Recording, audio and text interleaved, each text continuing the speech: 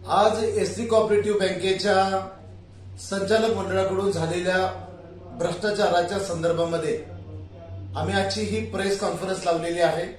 सर्वप्रथम मी सर्व पत्रकार मित्रांचं या ठिकाणी एसटी कामगार संघटनेच्या वतीने स्वागत करतो।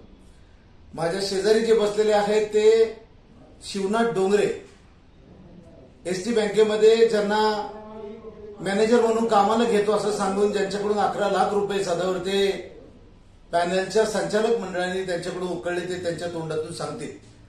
परंतु सर्वप्रथम मला असं सांगायचंय की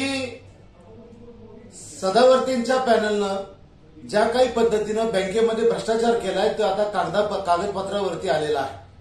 माझ्याकडे हे एसटी कोऑपरेटिव्ह बँकेचे स्टेटमेंट्स आहेत, ज्या स्टेटमेंटमध्ये सूर्यप्रकाशा इतकं स्वच्छ झालेलं आहे की संचालक मंडळानं 50,000 रुपये बोनस दिला, इन्सेंटिव्ह 75,000 रुपये दिला आणि ज्या ज्या कर्मचाऱ्यांच्या खात्यावरती तो जमा केला त्या खात्यातून लगेच पैसे विड्रॉल केले आणि विड्रॉल करून संचालकांनी आपल्या बायकांच्या नावाने तरी ट्रान्सफर केले अथवा स्वतःच्या नावाने ट्रान्सफर केले आणि त्या पैशातून त्यांनी आता ज्या काही गाड्या मारुतीच्या वापरतायत त्या गाड्या खरेदीसाठी साई सर्व्हिस लिमिटेड या शोरूमला दिलेल्या पैशाचं सुद्धा आरटीजीएस आमच्याकडे आलेला आहे। किंबहुना सदावर्तेंच्या ज्या सौभाग्यवती आहेत जयश्री पाटील, या जयश्री लक्ष्मण पाटलांच्या नावानं जवळजवळ 43 कोटी रुपये संचालक मंडळाच्या खात्यातून ट्रान्सफर झाल्याचे आरटीजीएसच्या डिटेल्स सुद्धा माझ्याकडे आहेत। तेव्हा यांनी कशा प्रकारे कांड केलेला आहे हे जर तुम्हाला सांगायचं गेलं तर या ठिकाणी साधारणपणे माझ्या समोरचे स्टेटमेंट आहे हे भंडारा शाखेचं एसटी कोऑपरेटिव्ह बँकेचं स्टेटमेंट आहे, ज्यांचं नाव आहे उके सुप्रिया सुरेंद्र। हे सुरेंद्र उके या संचालकांच्या सौभाग्यवती आहेत, त्यांचं खाते नंबर 5890 आहे। यांच्या खात्यावरती 7/11/2024 रोजी खाते नंबर 5874 वरून 1 लाख रुपये ट्रान्सफर झालेले आहेत। आता हे 5874 कुणाचं खाते आहे तर हे 5874 खातं आहे मेश्राम किरण निकेश, हे भंडाऱ्याच्याच एका स्टाफचं आहे। त्याच्या खात्यावरती मुंबईवरून दिनांक 7/11 1 लाख रुपये जमा झाले। ते जमा झाले साधारणपणे दुपारी, त्यानंतर थोड्याच वेळामध्ये लगेच ते 5890 म्हणजे सुरेंद्र उकेच्या ज्या सौभाग्यवती आहेत सुप्रिया सुरेंद्र उके यांच्या 5890 या खात्यावरती 7/11 सेम डेटला 5874 या खात्यावरती गेल्याचे आपल्याला एंट्री मिळतील। अशाच प्रकारचे धकाते मनोज मधुकर हे भंडारा शाखेतून ज्या संचालकांनी जे पैसे आलेले आहेत त्यांच्या खात्यावरच्या 7/11 सेम डेटच्या 3 एंट्र्या दिसत आहेत, ज्यामध्ये 2 लाख रुपये आहेत, 7/11लाच परत 2 लाख रुपये आहेत आणि 7/11लाच 1 लाख रुपये आहेत। आता हे 5 लाख रुपये त्यांच्या खात्यावर ट्रान्सफर झाले। कुठून कुठून झाले तर झाले भामरे अर्जुन प्रभाकर, हे पंचवटी शाखेचे नाशिकच्या पंचवटी शाखेत ज्यांचं खाते नंबर 3404 आहे। त्यांनी 1 लाख रुपये या 5265 नंबर खात्यावरती पाठवत, म्हणजे धकाते मनोज मधुकर यांच्या खात्यावरती भामरे अर्जुन प्रभाकर पंचवटीच्या स्टाफने पाठवले। दुसरे घुले अजिंक्य कैलास नावाचे जळगाव शाखेचे ज्यांचं 100075 नंबरचं खातं आहे, त्यांच्या खात्यातून 2 लाख रुपये हे सुद्धा 5265 म्हणजे धकाते मनोज प्रभाकर यांच्या खात्यावरती 2 लाख गेलेत। आणि तिसरे कांबळे सुशांत सुनील हे मुंबई सेंट्रल शाखेमध्ये 3506 नंबरचं खातं आहे, त्यांच्याही खात्यावरून त्या ठिकाणी 2 लाख रुपये 7/11 म्हणजे एकाच तारखेला 5 लाख रुपये हे धकाते मनोज मधुकर प्रभाकर आणि ज्या सुरेंद्र उके आहेत त्यांची सौभाग्यवती आहे सुप्रिया उके, त्यांच्या खात्यावरती 7/11लाच ते पैसे गेले। त्याच तारखेला त्या ठिकाणी धकाते यांच्या खात्यावरती गेल्याची मी एंट्री आता तुम्हाला दाखवली। तिसरे आहे सीतापराव अतुल पांडुरंग, हे कल्याण ब्रँचला त्यांचं खाते नंबर 2126 11/11/2024 ला त्यांच्या खात्यावरती 2 लाख रुपये जमा झालेले आहेत। ते 2 लाख रुपये 5014 या खात्यावरून गेले आणि 5014 नंबरचं खातं हे स्टाफ असणारे देशमुख सूरज वसंत कल्याण ब्रँचेस आहेत, त्यांच्या खात्यावरती त्या ठिकाणी मुंबई शाखेतून 3.5 लाख रुपये जमा झालेत आणि 11/11ला त्या ठिकाणी ट्रान्सफर त्यांनी 2 लाख रुपये त्यांच्या खात्यावरती केलेले आहेत। अशा प्रकारचंच आणखी सीतारामांच्या खात्यावरती अनेक एंट्री या ठिकाणी दिसत आहेत. त्यांच्या खात्यावरती दैफळे नावाच्या संचालिकेचे 1 लाख रुपये गेल्याचे दिसतात. ह्या सगळ्या खात्याच्या एंट्र्या ह्या त्या खात्याच्या सगळ्या आलेल्या आहेत. एकूणच सांगायचं काय की हे 3 संचालकांनी डायरेक्ट म्हणजे बाकीच्या तरी संचालकांनी 50,000 75,000 जमा केल्यानंतर त्यांच्याकडून विड्रॉल घेतला आणि त्या मुंबई शाखेला विड्रॉल केलं गेलं. आणि हा एक आरटीजीएसचा माझ्याकडे कागद आहे. ज्या आरटीजीएसच्या कागदावरती 6/11/24 ते 7/11/24 म्हणजे 2च दिवसामध्ये जी लोक ज्या एंट्र्या झालेल्या आहेत, आरटीजीएसने पैसे पाठवले आहेत, त्याच्यामधली पहिली 3.5 लाखाची एंट्री 3.5 लाख रुपये साई सर्व्हिस प्रायव्हेट लिमिटेड हे देशमुख नावाच्या खात्यावरून पाठवलेले आहेत. दुसरी एंट्री 7/11ची 3.5 लाखाची आहे, ते सुद्धा साई सर्व्हिस प्रायव्हेट लिमिटेडला गेली देशमुख नावाच्या खात्यावरून. तिसरी एंट्री त्या ठिकाणी 5/11ची आहे, याच्यामध्ये 4 लाख रुपये गेले साई सर्व्हिस प्रायव्हेट लिमिटेडला. सीताराम नावाचे जे संचालक आहेत त्यांच्या खात्यावरून गेलेत. चौथी एंट्री आहे 8/11ची 10 लाख रुपये. हे 10 लाख रुपये गेले जयश्री लक्ष्मणराव पाटील म्हणजे सदावर्तेंच्या सौभाग्यवती आहेत. त्यांच्या नावावरती आयसीआयसी बँकेमध्ये त्याच्या बँकेच्या डिटेल्स आहेत. मगरे नावाच्या संचालकाकडून त्यांच्या खात्यावरती 10 लाख ट्रान्सफर झाले. 8/11ला 9 लाख रुपये सेम डेटला जयश्री लक्ष्मणराव पाटील यांच्या खात्यावरती मगरे नावाच्या संचालकाच्या खात्यावरून त्या ठिकाणी आयसीआयसीआय बँकेला गेले आहेत. तिसरी एंट्री आहे 12/11ची 90,000 रुपये 9 लाख रुपये जयश्री लक्ष्मणराव पाटील हेही मगरेंनीच पाठवलेले आहेत. त्याच्या पुढची एंट्री 14/11/24ची आहे. इथं 15,10,000 रुपये ते सुद्धा जयश्री लक्ष्मणराव पाटील यांच्या नावावरती पाईकराव नावाचे संचालक आहेत त्यांच्या खात्यावरून गेलेले आहेत. त्यानंतरची एंट्री 7/11/24ची आहे. 5,50,000 रुपये साई सर्व्हिस प्रायव्हेट म्हणजे जिथून गाड्या घेतल्या त्यांनी त्या गाड्याचं सुरेंद्र उईकेच्या खात्यावरून गेलेले आहेत. त्यानंतर 6/11/24 त्या ठिकाणी 3 लाख रुपये गेले साई सर्व्हिस लिमिटेडला धकाते संचालकांच्या नावाने आणि 7/11/24ला 7.5 लाख रुपये साई सर्व्हिस प्रायव्हेट लिमिटेडला गेले धकाते नावाच्या. म्हणजे एकूणच जयश्री पाटील यांच्या नावानं 43,50,000चे व्यवहार संचालकांच्या नावावरून झालेत आणि साई सर्व्हिस या गाड्या खरेदीसाठी 27 लाख ट्रान्सफर केल्याचं हे साधारणपणे आरटीजीएसचे डिटेल्स आहेत. एकूणच काय तर त्यांच्याकडून ज्या काही गाड्या आता कष्टकरी जनसंघाच्या नावाने फिरवल्या जातात संचालकांना दिलेल्या आहेत, या गाड्या कशा गेल्या तर सर्वसामान्य कष्टकऱ्यांचे श्रमिकांचे पैसे एसटी बँकेमध्ये आहेत. त्या बँकेतून इन्सेंटिव्ह आणि बोनसच्या रूपात स्टाफला दिले गेले. आता इन्सेंटिव्ह कधी दिला जातो? इन्सेंटिव्ह तेव्हाच दिला जातो जेव्हा एसटी बँक फायद्यात असेल. आज एसटी बँकेला आरबीआय कडून 80 लाख रुपयाचा दंड झालेला आहे. 80 लाख रुपयाचा का दंड झालाय तर तुमचं व्यवहार चांगले नाहीयेत, तुम्ही एसटी बँकेचे व्यवहार चुकीच्या पद्धतीने केले म्हणून तब्बल 80 लाख रुपये दंड झालाय.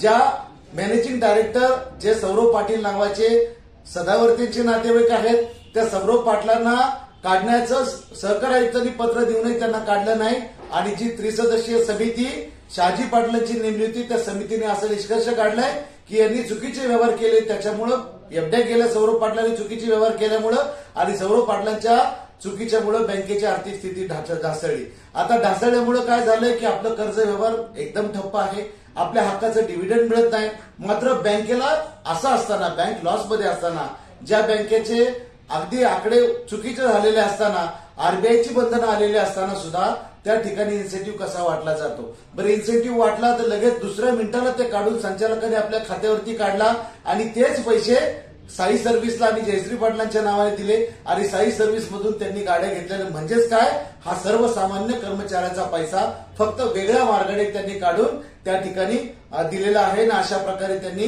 चुकीचे व्यवहार करून गाड्या घेतलेल्या आहेत, त्यांनी त्यांचे गल्ले भरलेले आहेत. याची आज आम्ही सहकार आयुक्तांकडे तक्रार केलेली आहे. आज आम्ही गुन्हे शाखेकडे, आर्थिक गुन्हे शाखेकडे त्या ठिकाणी तक्रार देण्यासाठी जात आहोत. आरबीआयकडे सुद्धा त्याची तक्रार दिली जाईल. एकूणच सांगायचा उद्देश मला असा आहे, याच्यापूर्वी शहाजी पाटलांनी जे काही केलं ते तुमच्या समोर कर्मचारी बांधवांना आलेलं आहे. त्याच्यामध्ये त्यांनी त्यांचा अहवाल देत असताना जर अशाच प्रकारे बँक चालू राहिली तर ही बँक भविष्यात बंद करावी लागेल असे निर्णय दिलेला असताना सुद्धा आम्ही त्याच्यावरती 2 वेळा आंदोलन केली. एकदा कृती समितीच्या वतीनं केलं, काल परत आम्ही एसटी कामगार संघटनेच्या वतीनं केलं. परवा दिवशी कोल्हापूरचे आपले संतोषजी शिंदे त्यांनी एक प्रेस कॉन्फरन्स घेतली ज्यामध्ये पुजारी नावाचा ह्यांचा जो काही बँक निरीक्षक आहे तो अँटी करप्शनला सापडला, त्यांनी लाखो रुपये खाल्लेत. आता त्याच्यामध्ये बाकीच्याही बँक इन्स्पेक्टरला त्या ठिकाणी चौकशीला बोलवलेलं आहे. काल माननीय बर्गे साहेबांनी प्रेस कॉन्फरन्स घेतली. बर्गे साहेबांच्या प्रेस कॉन्फरन्समध्ये हा व्यक्ती होता, ज्या व्यक्तीची आता गाथा तुम्ही ऐकाच, परंतु त्यांना आज अशासाठी बोलवले की काल प्रेस कॉन्फरन्समध्ये ते गेलं नाही. मी अशासाठी बोलवलंय की खेडकर नावाचे संचालक इतके मस्तवान झालेले आहेत की ते त्यांना म्हणतात की जर मला कोणाचा फोन आला आणि जर कोणी मला जर धमकी दिली किंवा जर या गोष्टीची वाच्यता झाली पैशाची, तर तुला गोळी घालेल. म्हणजे आपण भारतामध्ये आहोत, कुठल्या म्हणजे पाकिस्तानमध्ये आपण जगतोय. आणि अशा प्रकारे त्यांचं हा धमकीचा व्हिडिओ मी तुम्हाला दाखवणार आहे. तत्पूर्वी हे डोंगरे नावाचे जे आहेत ते डोंगरे आता त्यांना नेमकं सर्व्हिसमध्ये घेताना कसे पैसे घेतले गेले, त्यांनी कुणाकुणाला दिले आणि कशी त्यांची फसवणूक झाली ते सांगतील. बोला डोंगरेजी. नमस्कार, माझं नाव शिवनाथ डोंगरे, मी राहायला ठाण्याला. माझ्याकडून बँकेत जॉबसाठी शाखा व्यवस्थापक म्हणून जॉबसाठी 11 लाख रुपये घेतले माझ्याकडून. 5 लाख ऑनलाईन दिले मी आणि 6 लाख दत्तात्रय खेडकर संचालक आहे, एसटी बँकेचे संचालक आहे मुंबई सेंटरला, त्यांना 6 लाख मी कॅश सदावर्ती साहेबांच्या ऑफिसच्या बाहेर मी 6 लाख कॅश दिली साहेब. मला म्हणले की तुला शाखा व्यवस्थापक पद भेटेल आणि 60 ते 70 हजार पगार मिळेल. त्यासाठी साहेब मी लोन काढलं भरपूर, म्हणजे मी लोन काढून कर्ज काढून पैसे जमा केले. पण जेव्हा मला कामावर पाठवून त्यांनी तर मला परमनंटची ऑर्डर पण दिली नाही आणि शाखा व्यवस्थापक पद पण दिला नाही आणि 60 ते 70 हजार पगार पण दिली नाही. फक्त मला पगार दिली 20,000 रुपये आणि क्लार्क पोस्ट दिली. मी त्यांना बोललो की तुम्ही सांगितलेलं मला शाखा व्यवस्थापक पद देणार, 60 ते 70 हजार पगार देणार, पण आता मला फक्त 20,000 पगार दो. मी कर्ज काढलेला आहे, मला 40,000 हप्ता भरावा लागतो बँकेचा महिन्याला. 40,000 हप्ता मी भरणार कुठून? मला 60-70 हजार पगार आली असती तर मी 40,000 हप्ता भरला असता तरी मला 25-30 हजार रुपये उरले असते माझे, किंवा 20,000 रुपये उरले असते. माझं घर चाललं असतं, माझी फॅमिली आहे, मला 3 मुलं आहेत, आई वडील आहेत, अशी माझी फॅमिली. आता मला घर चालता येत नाही साहेब, तर मला माझे पैसे परत करा किंवा माझे सांगितल्याप्रमाणे 60 ते 70 हजार पगार द्या. मला धमकी द्यायला लागली, नाही तुला असं काम करायला लागेल, तुला क्लर्क म्हणून काम करायला लागेल, तुला असं. मग नंतर मला धमकी द्यायला लागते. मग मी सतत त्यांना विनंती करायला लागलो. माझी आई पण बँकेत गेली, त्यांनी पण विनंती केली, मी पण विनंती केली.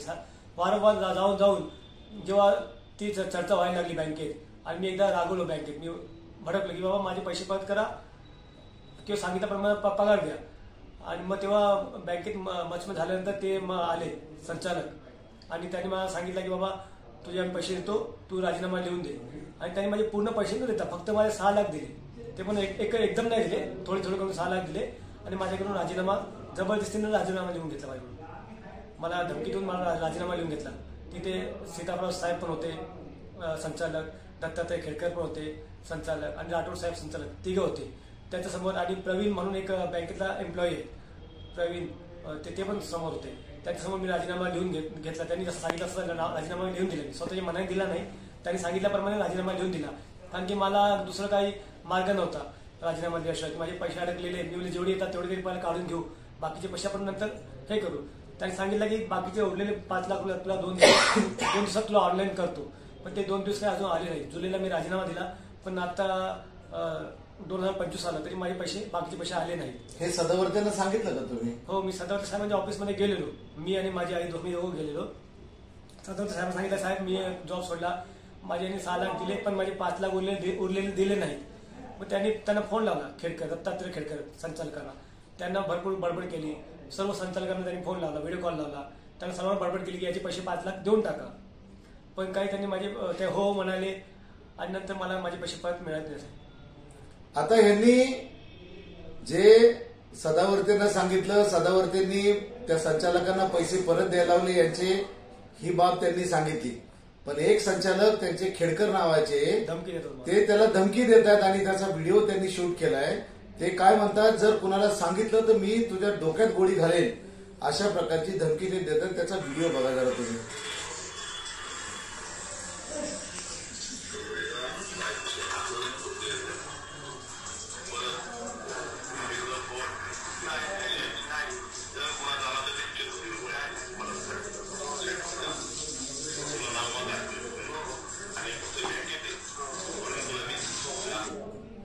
हे काय म्हणतायत की तू माझं नाव ऐकू नये, जर कुणाला सांगितलं तर मी डोक्यात गोळी घालेल. म्हणजे आपण कुठं कोणत्या देशात जगतोय, लोकशाही कुठं आहे आणि अशा प्रकारचं हे सगळं चाललंय. आणि म्हणून असे अनेक जणांची फसवणूक केली. खरं तर ही भरतीच चुकीची आहे, हे सरकार आयुक्तांनी लिहून दिलंय. काही लोकांना असं वाटतं की काही लक्ष डायव्हर्ट करण्यासाठी माझा खऱ्या अर्थानं म्हणजे हे जे काही आंदोलन चालले, ज्या अर्थी रस्त्यावरती उतरतोय, हे फक्त केवळ एसटी कामगारांनी कामगारांसाठी चालवलेली बँक बुडीत निघू नये म्हणून साठी चाललेले प्रयत्न आहेत. काही लोकांना पोटछूळ उठलाय की संदीप शिंदे याच गोष्टीवरती कशासाठी, संदीप शिंदे थांबणारच नाही या गोष्टीत, म्हणजे आरबीआयकडे जाणारच आहे. आरबीआयचं आंदोलन आम्ही आता त्या सीजीएमसी कॉन्टॅक्ट केलेलं हे सगळं सांगितलंय. आता मला सांगायचा उद्देश हाच आहे की जे डेटा सेंटर 34 कोटी रुपयाचं केलं, त्या 34 कोटीमध्ये पहिलं जे चालत होतं ते सुद्धा बंद पडलं. 34 कोटी रुपये नेमके कशासाठी घालवले? आज चेक क्लिअरन्स होत नाहीयेत, आरटीजीएस तुमचं बंद पडलंय, तुमचे एटीएम कार्ड चालत नाहीयेत. या महिन्यामध्ये एकेका माणसाचं 1.5 पट आणि 2 पट वसुल्या पाठवल्या. अरे मग तुम्ही बँकेचं डेटा सेंटर आणलंय का पतपिढीचं आणलंय का सदावर्तींच्या घरी ते तयार केलंय? तेव्हा या पैसे तुमच्याकडून किती पोटात घातले, किती राजकीय आश्रय घेतला, तर कुठल्याही परिस्थितीमध्ये हे खाल्लेला एक ना एक रुपया बाहेर काढल्याशिवाय आम्ही राहणार नाही. पहिली गोष्ट 1 नंबर. दुसरी बाब, सहकार आयुक्तांकडे गेलो. सहकार आयुक्तांनी 15 दिवसाची मुदत दिलेली आहे. या संचालक मंडळाचं 12 वाजणार त्याचा सगळा डाटा आरबीआयला त्यांनी पाठवलाय, तो प्रस्ताव सगळा पाठवलाय. आता 3 कमिट्या, ते म्हणतात शहाजी पाटलांनी, सदावर्ते साहेब ओबीसीचं नेतृत्व करतात म्हणून शहाजी पाटलांनी विरोधात निर्णय दिला. अरे पण प्रत्येक मुद्द्यावरती बँकेच्या खुलाशावरती त्यांनी 24 ठिकाणी तुम्हाला दोषी ठरवलंय. दोषी ठरवत असताना शेवटी त्यांनी असं म्हटलंय की जर असंच काम चाललं तर ही बँक बंद पडेल. दुसरी बाब, आरबीआयने तुमची चौकशी केली. मग आरबीआय कुणाचं काम करते? आरबीआयला पण आरबीआयने पण सांगितलं की हे संचालक मंडळ माती खात आहे. नंतर आपल्या डीडीआर नंबर 1 मुंबईने चौकशी केली, त्यातही तुम्ही दोषी आढळला. मग आता ऑडिट करायला, बँकेची चौकशी करायला का पाकिस्तानातून टीम मागवायची का? कुठून मागवायची? निश्चितपणानं. मग संचालक मंडळाचं नेमकं म्हणणं काय? आणि जर तुम्ही धुतल्या तांदळाचे आहात तर हे जे काही कागद मी आज तुम्हाला दाखवलेले आहेत आणि हे सगळ्या सोशल मीडियावरती येणार आहेत, तर तुमच्या बँकेच्या एंट्री आहेत, आरटीजीएस आहेत, तुम्ही काढलेले पैसे, जे काळं कृत्य सगळं कागदावरती आलेलं आहे, याचा तुम्ही खुलासा निश्चितपणाने कराल असं मला वाटतंय. आणि हे करत असताना आता हे गुन्हे अन्वेषण खात्याकडे तर आम्ही देतच आहोत, हे पैसे तुमच्याकडून वसूल होणार आहे. पण मला निर्वाणीचा सल्ला या ठिकाणी द्यायचा आहे आणि इशाराही द्यायचा आहे. कुठल्याही परिस्थितीमध्ये या संचालक मंडळाला, आमच्या लोकांना आता कसं आहे की आजारी आता एक तर पीएफचं लोन मिळत नाही. तुम्ही म्हणता की एसटी महामंडळाकडे आमचे पैसे अडकले म्हणून आम्ही तुम्हाला कर्ज वाटप करत नाही. तुमच्यापेक्षा 150 म्हणजे 280 कोटी रुपये आमचे असताना एकही दिवसाचं कर्ज कधी बंद नाही झालं. साहेबांनी तुमच्या 5.5 महिन्याचा संप केला, एक दिवस आम्ही कर्ज बंद नाही ठेवलं. कोविडच्या काळामध्ये मोरिटरियम 6 महिन्याचं दिलं, एकाही कर्जाची वसुली केली नाही, तरी एकही दिवस कर्ज बंद नाही ठेवलं. शेवटी कसा माणूस चालवतो ह्याच्यावरती अवलंबून असतं. आम्ही काय केलं ह्याला मला सांगायचं नाही, परंतु हे जे काळी कृत्य तुम्ही करताय आणि आमच्या पैशावरती गाड्या घेऊन मजा मारताय, हे तुम्हाला फेडावं लागेल. हाच इशारा मला या ठिकाणी द्यायचा आहे. पुणे पोलीस आयुक्तांकडे आम्ही आता चाललेलो आहोत. जर याचा निर्णय झाला नाही, हा न्याय आम्हाला मिळाला नाही, माझी मागणी या ठिकाणी अशी आहे की या संचालकांची सगळी खाती चेक केली गेली पाहिजेत. त्यांच्या घरच्या लोकांची खाती जी एसटी बँकेमध्ये आहेत ती खाती चेक केली पाहिजेत. सगळ्या आरटीजीएसच्या नोंदी चेक केल्या पाहिजेत. कुणाच्या नावानं किती पैसे गेले याची चौकशी करून त्या ठिकाणी संचालकांवरती फौजदारी गुन्हे दाखल केले पाहिजेत. अशा प्रकारची मागणी मी आपल्या माध्यमातून आज करतोय. या बिचाराला याच्यासारखे अनेक जण ज्यांच्याकडून पैसे खाऊन त्यांना कामाला लावलेलं आहे, त्या सगळ्यांना काढून टाकायचे आदेश सहकार आयुक्तांनी दिलेले आहेत. त्यांना नोकरीत जावंच लागेल. किंबहुना परवाच्या तारखेला जयश्री पाटील कोर्टामध्ये युक्तिवाद करताना असं सांगितलं की त्यांना आम्ही फक्त 180 दिवसासाठी घेतलंय, या लोकांच्या सर्व्हिस ब्रेक करणार आहे. मग सर्व्हिस ब्रेक तुम्ही करणार आहात तर त्यांच्याकडून उकळलेले पैसे कधी देणार आहात याचाही निर्णय, त्या गोरगरिबांचे पैसे मिळाले पाहिजेत. अशा प्रकारची विनंती मी आपल्या माध्यमातून मुख्यमंत्री महोदयांना करतोय. आम्ही माननीय सहकार मंत्री महोदयांना, मुख्यमंत्री महोदयांना आणि दोन्ही उपमुख्यमंत्री महोदयांना हे सगळं कबाळ घेऊन भेटणार आहोत, कागदपत्र घेऊन भेटणार आहोत. परंतु हा जर न्यायनिवाडा झाला नाही तर मग मात्र सगळ्या युनियन एकत्र होऊन, कृती समिती एकत्र करून निश्चितपणानं ह्यांचं फिरणं आम्ही मुश्किल करू, एवढंच या ठिकाणी आज सांगतोय.